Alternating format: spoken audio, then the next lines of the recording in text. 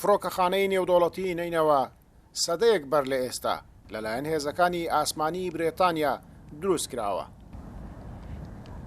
تا پێش داگیرکردنی مووسڵ لەلایەن تیرۆریستانی داعش ڕۆژانە دەیان فڕۆکە لەو فڕۆکەخانەیەوە گەشتیان دەکرد. تیرۆریستانی داعش ئەو کاتانەی حکمی ئەو شارەیان بەدەستەوە بوو، جگەلەوەی بینایەکانی ئەو فڕۆکەخانەیان تەخت کردووە لەگەڵ زەوی، 22 چاڵیشیان بە درێژایی 100 متر لەسەر هێلی فرێنی ئەو فڕۆکەخانەیە لێداوە.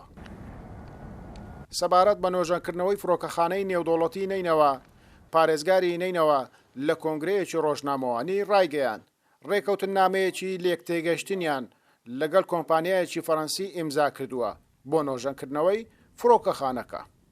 وقعت مذكرة تفاهم مع الجانب الفرنسي ممثل بإحدى الشركات الفرنسية. طبعا ڕێکەوتنێکمان لەگەڵ کۆمپانیایەکی فەڕەنسی ئیمزا کردووە بۆ نۆژەنکردنەوەی فڕۆکەخانەی نێودەوڵەتی نینەوە. فڕۆکەخانەکە بە بڕی 300 میلیۆن دلار نۆژەن دەکرێتەوە. ئەو بڕەپارێژمان لە فەڕەنسا قەرز کردووە. کۆمپانیاکە ئەگەر هیچ گرفتێکی نێتە پێش تا کۆتایی ئەم ساڵ یا سەرەتای ساڵی داهاتوو نۆژەنکردنەوەی فڕۆکەخانەی نێودەوڵەتی نینەوە تەواو دەکات. ئەو کات نینەوە دەبێتە خاوەنی فڕۆکەخانەی خۆی و پێویست ناکات خەڵکی پارێزگاکەمان بۆ گەشتکردن بە فڕۆکە ڕوو لە پارێزگاکانی تر بکەن.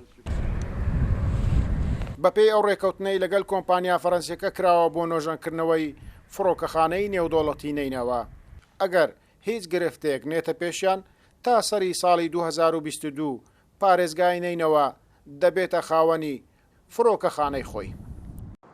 بەهۆی لە کارکەوتنی فڕۆکەخانەی نێودوڵەتی نینەوە 7 ساڵە ئەو پارێزگایە لەگەڵ جیانی دەرەوە دابڕاوە.